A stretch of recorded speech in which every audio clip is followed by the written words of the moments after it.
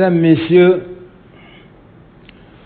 pour promouvoir l'entrepreneuriat, surtout chez les jeunes, et exhorter les Sénégalais et les sociétés basées au Sénégal à exceller dans les différents domaines d'activité, la convergence technologique regroupant de jeunes professionnels des technologies de l'information et de la communication et œuvrant aussi dans l'événementiel a lancé le prix Ranier qui constitue une récompense d'une portée nationale décernée chaque année aux plus méritants. L'objectif de cette distinction est d'encourager et de féliciter les citoyens et les entreprises qui se sont le plus distingués dans les différents domaines d'activité durant l'année et les donner un exemple à la jeune génération afin de susciter une émulation positive et faire que notre société, comme on dit, vende du rêve au quotidien. Cette année, le thème de votre rencontre porte sur développer le Sénégal à partir du territoire. Lorsque j'étais à la tête de l'État du Sénégal, pour compléter les dispositifs institutionnels et donner plus de consistance au processus de décentralisation, la Constitution de la 4e République, adoptée le 22 janvier 2001, révisée en 2016, inscrit la décentralisation et la déconcentration dans la loi fondamentale en son article 102. Au tout début de l'alternance, je voulais lancer la provincialisation pour remplacer les régions. Dans ce projet, les gouverneurs de région disparaissent pour céder la place à des ministres résidents.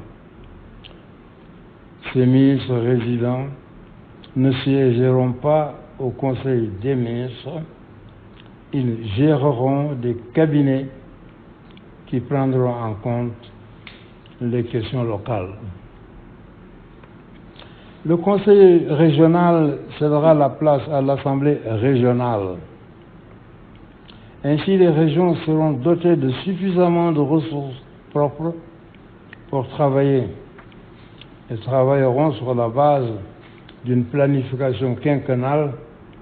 C'est sur la base de la double planification, notion que j'ai lancée vers les années 59, que la nouvelle gouvernance locale sera bâtie.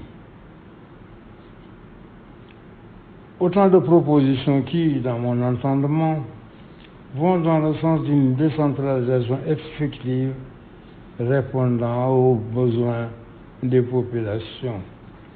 Je voudrais vous rappeler que cette notion de double planification qui est au centre de la thèse d'économie que j'ai présentée en 1959 repose sur l'idée d'une planification au sommet en termes macroéconomiques et une planification à la base en termes réels. Donc, deux systèmes de planification complémentaires. J'ai toujours jugé que la politique de décentralisation en cours dans notre pays est théorique.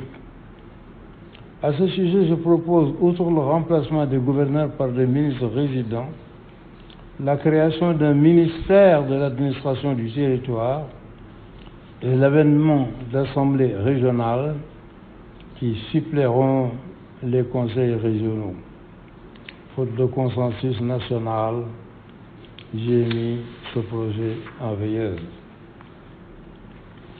Actuellement, le gouvernement a initié une réforme destinée à approfondir le processus de décentralisation dont l'objectif est de promouvoir une politique de mise en valeur des potentialités du territoire. à travers la territorialisation des politiques publiques. Dans tous les cas, l'État est une continuité et l'objectif poursuivi étant d'organiser le Sénégal en territoire viable, compétitif et porteur de dynamique de développement durable. Vous, les jeunes, devez participer pleinement à la mise en œuvre des réformes engagées par l'État. Je reviens sur la nominée Nafissatou Diallo,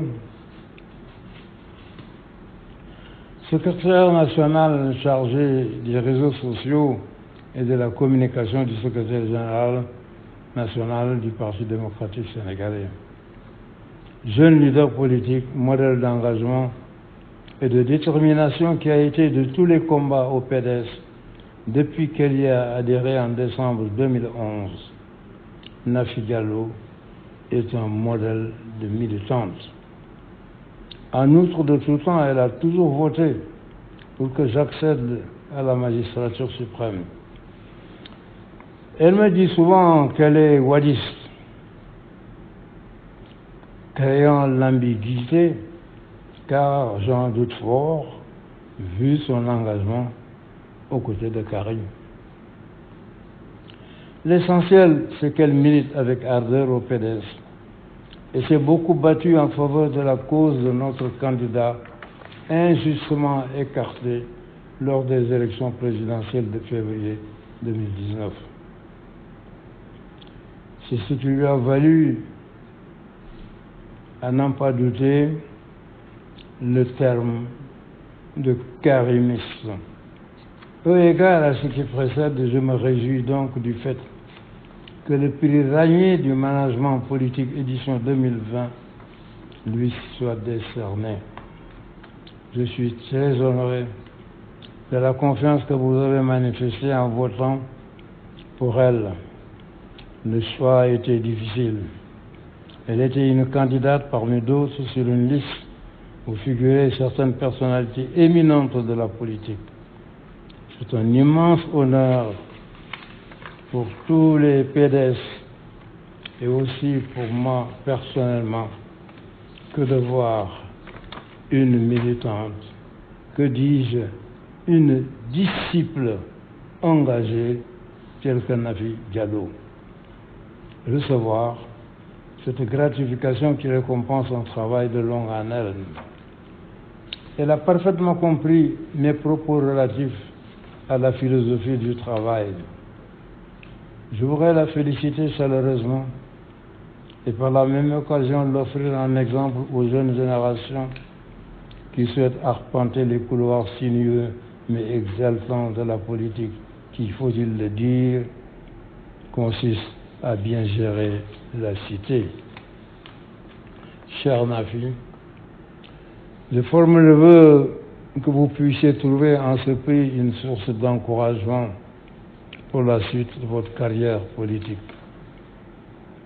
Mes encouragements vont aussi aux organisateurs de cette importante cérémonie qui promeut l'excellence. Je veux parler de la convergence technologique qui organise l'événement. Chers jeunes, sans votre détermination à aller de l'avant, ce prix n'aurait pas atteint un rayonnement national et ne susciterait pas autant d'intérêt auprès de la population sénégalaise. Je ne saurais terminer mon propos sans vous souhaiter une excellente soirée et vous conseiller de garder à l'esprit ceci: continuer à innover et ayez de l'audace. L'ambition sans audace est une prétention qui est finalement un rêve sans lendemain.